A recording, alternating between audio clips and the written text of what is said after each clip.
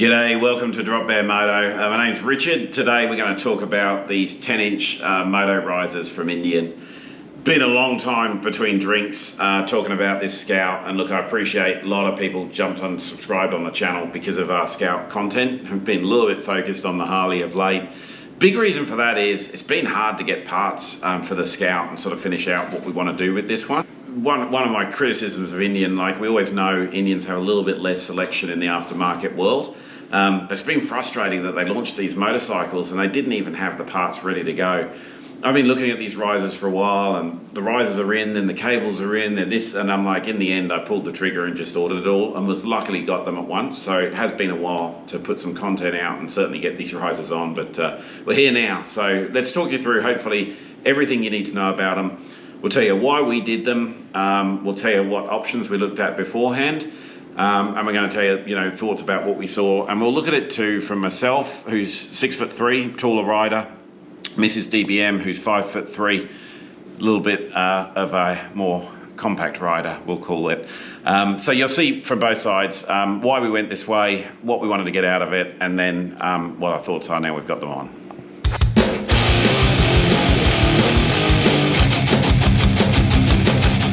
The risers say on the website that they fit all of the 2025 Scout range. Not sure if everything in this will be relevant for the full range depending on the setup, because the 101 Scout and I believe the Sport Scout come standard with 6-inch risers, so it's probably an easier job to kind of just put these on.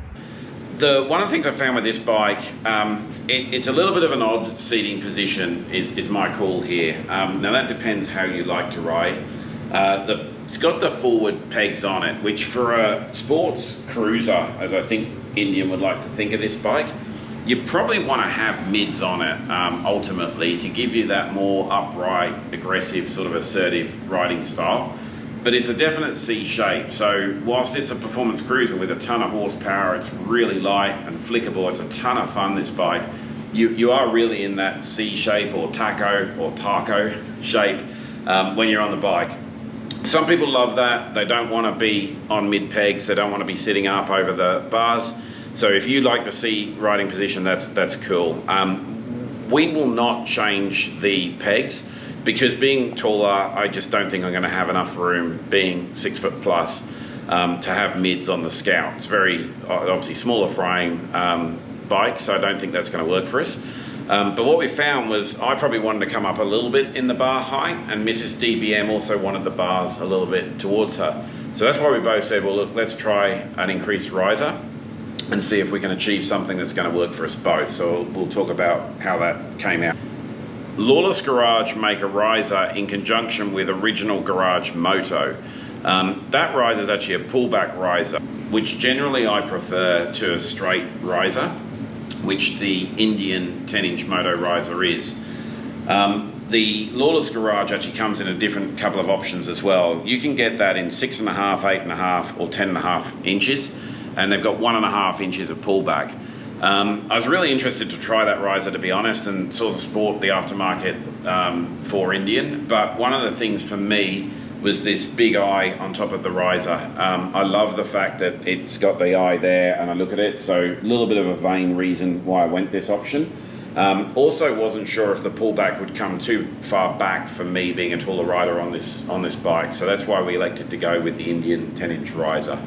I'm going to post the parts that you need to do this job up on the screen now, and I'll give a little bit of a warning here.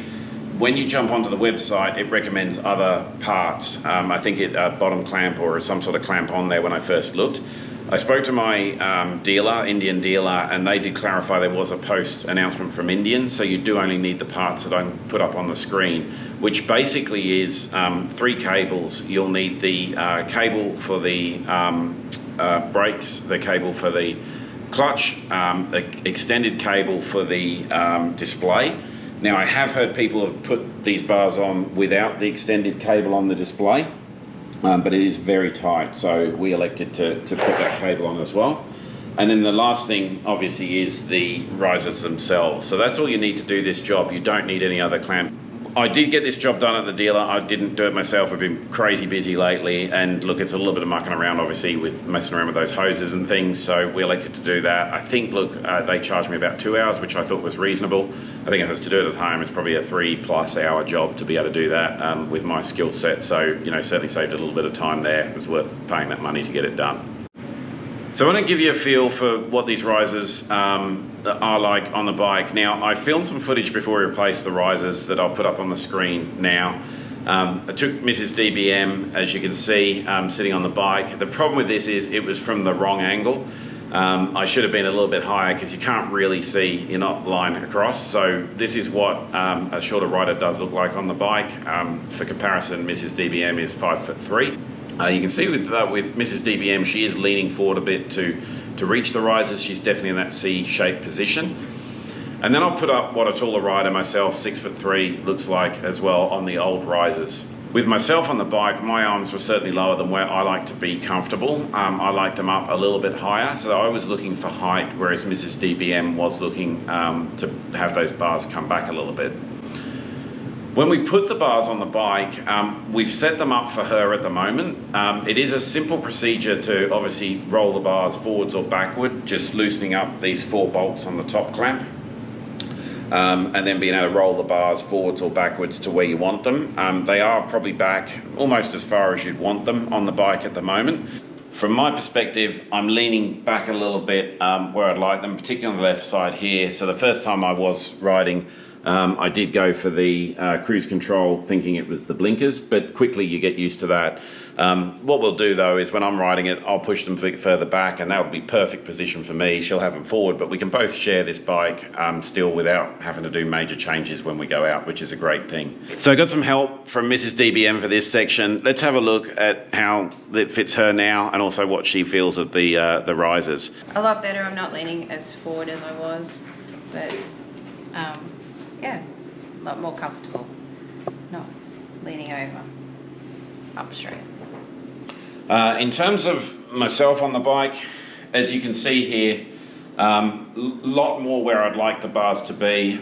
Because of my bigger size on this bike, it does feel that I'm in a good assertive position to be able to control the bike, to be able to get onto it, get into corners. Ride the bike. I like to be in this position. I would like my legs back a little more, but you know, it's not a bad sort of compromise for a very small frame bike to really get out and have some fun and still be comfortable. And for those that follow the channel, we flipped the mirrors up when we first got the bike. That was mainly because I just feel it's safer not veering my eyes away from the road to go all the way down. I want them more in my line of sight. When we had them flipped up though, I thought they looked pretty dorky on the bike sitting up high. Now we had the higher bar. So that's why I elected to flip them back down, and it's not too bad to have a look where they're based now, and they're pretty convenient. So I think we got that look that does look better for the bike, and probably a safer ride as well.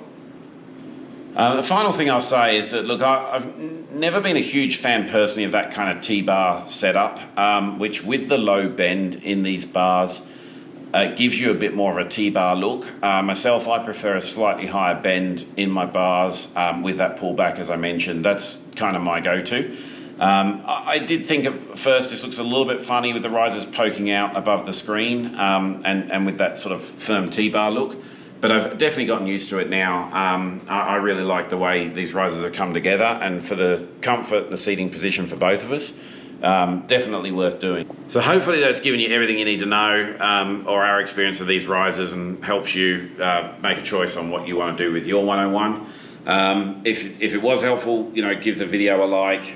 If you've got any questions, drop them in the comments. I will get back to you and try and help you out there. We've got a few more projects coming up on this bike. The biggest one will be hopefully a Lloyd's tune. I've been chatting to Lloyd's about it. I'm a big fan of their tunes, and I understand there's a lot more power in this Speed Plus motor than is actually in the standard bike. So I'm really keen to get my hands on that. We'll pop a review up. A couple of other small things that we'll change out on the bike too, and some adventures on it. So if you do want to see more and you're not subscribed already, please subscribe to the channel. But look, I hope it was helpful. I hope you guys are out there tearing up on these new Scouts, and particularly the 101. We're having a ball with ours, so hopefully you are too. Ride safe out there. Thanks for watching.